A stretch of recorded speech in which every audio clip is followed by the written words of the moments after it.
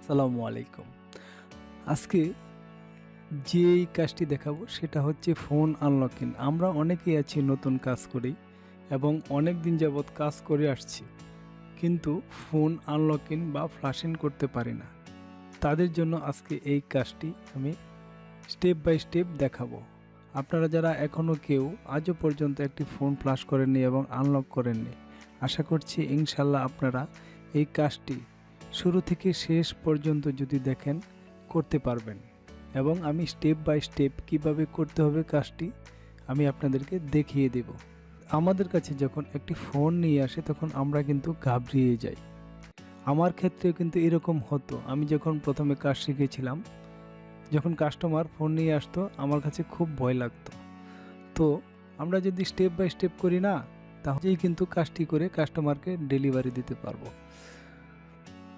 তাহলে আমাদের কাছে যদি একটি ফোন নিয়ে আসে তখন আমরা এই ফোনের পিছনে মডেল দেওয়া আছে সেই মডেলটি দেখে গুগলে সার্চ করব বা মোবাইল ফোনের মাধ্যমে স্ক্যান করে মোবাইলের ফোনের মডেলটি জানা যায় এবং ইউএসবি কেবল কানেক্ট করলে কি ফোন মডেল কি জানা যায়, সেগুলো আজকে আপনাদেরকে স্টেপ বাই স্টেপ দেখাবো। আমাদেরকে প্রথমে একটি ফোন যখন আসবে হাতে নিয়ে ইউএসবিটাকে কানেক্ট করতে হবে। দেখেন আমি অলরেডি ইউএসবি কানেক্ট করেছি, এখানে G26 মডেল দেখাচ্ছে। ফোনটি হচ্ছে স্যামসং ব্র্যান্ডের এবং আরেকটি সিস্টেম আছে এখানে ম্যানেজ, মাই কম্পিউটারে গিয়ে manage, device manager, portable device, নিচে দেখতে পাচ্ছেন G26, এটা হলো ফোনের মডেল। এভাবে কিন্তু আমরা ফোনের মডেলটি জানতে পারবো এবং ফোনের মধ্যে কি চিপসেট দেওয়া আছে সেটাও আমরা জানতে পারবো। দেখুন ফোনের নামটি হচ্ছে স্যামসং G26, তারপরে লিখব CPU টাইপ, লিখে ইন্টার চাপ দেব। ইন্টার স্পেস করার পর দেখেন এখানে SC986A, এটা হলো চিপসেট বা আইসি এই ফোনের মাঝে দেওয়া আছে। আমরা যদি আরেকটু নিচে স্ক্রল করে যাই দেখব এখানে দেখেন SC9863A, আরও যদি নিচে যাই SC9863A, তার মানে এই মোবাইলটার মাঝে এই চিপসেট দেওয়া আছে। আমরা কিন্তু বুঝতে পারলাম যে এই ফোনের মাঝে কি আইসি দেওয়া আছে। তাহলে আমাদের কাজটি সহজ হয়ে গেল না? এখন যে কাজটি করব সেটা হলো এই টুলটিকে ওপেন করব। এই টুলটি কিন্তু সম্পূর্ণ ফ্রি। এই টুলের মাধ্যমে অধিকাংশ কাজ আমরা ফ্রিতে করতে পারবো খুব সহজে। এখন লগ ইনে ক্লিক করব। যখন লগ ইন হয়ে যাবে তখন আমরা স্টেপ বাই স্টেপ কী করতে হবে আমি দেখাবো।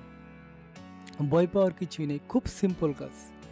দেখেন এখানে মিডিয়াটেক, এখানে যে সিরিয়ালগুলো দেওয়া আছে ইউনিসক, তারপরে যে আইসিটা আমরা দেখেছি SC9863A64, এটাকে ক্লিক করব। এটাতে ক্লিক করার পর আমাদের কাছে যে ডিভাইসটি আছে সেটাকে আমরা কি করব, অফ করে নেব।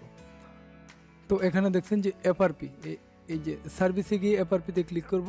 এফআরপিতে ক্লিক করার পর আমাদের কাছে যে ডিভাইসটি আছে এটাকে অফ করে নেব। অফ করার পর পাওয়ার আপ এবং ডাউন একসাথে প্রেস করে ইউএসবি কেবলটাকে কানেক্ট করে দেব।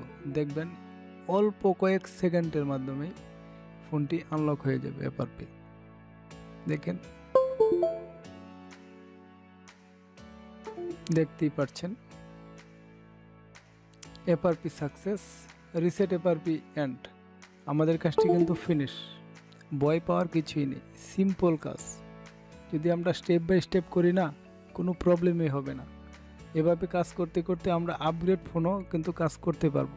কিছু কিছু ফোন আছে যেগুলো আপডেট ভার্সন, সেগুলো অন্যভাবে করতে হয়, সেটাও আমরা জেনে যাব। তো আমার এই কাজটি যদি আপনাদের ভালো লাগে তাহলে একটি কমেন্ট এবং লাইক দিবেন। কমেন্টের মাধ্যমে জানাবেন আমি ফ্ল্যাশ কিভাবে করতে হয় স্টেপ বাই স্টেপ আরেকটি ফোন দিয়ে আমি আপনাদেরকে দেখিয়ে দেব। তো এখন এই ফোনটা অন হওয়ার জন্য কিছু সময় লাগবে, কিছু স্টেপ আছে, আমরা এগুলো করতে হবে। স্টেপ বাই স্টেপ করে ফোনটিকে পুরোপুরি অন করতে হবে। তো ভয় পাওয়ার কিছুই নেই। যে কোনো ফোনের মাঝে মিডিয়াটেক, স্পিডরাম, কোয়ালকম যে আইসি থাক না কেন, আমরা কিন্তু এইভাবে যদি কাজ করি তাহলে খুব সহজেই আমরা কাজ করে কাস্টমারকে ডেলিভারি দিতে পারবো ইনশাআল্লাহ। তো আজকে এই পর্যন্তই। কথা হবে আরও একটি ভিডিও নিয়ে। তখন আপনাদের সাথে আরও একটি ভিডিওতে কথা বলবো। আল্লাহ হাফেজ।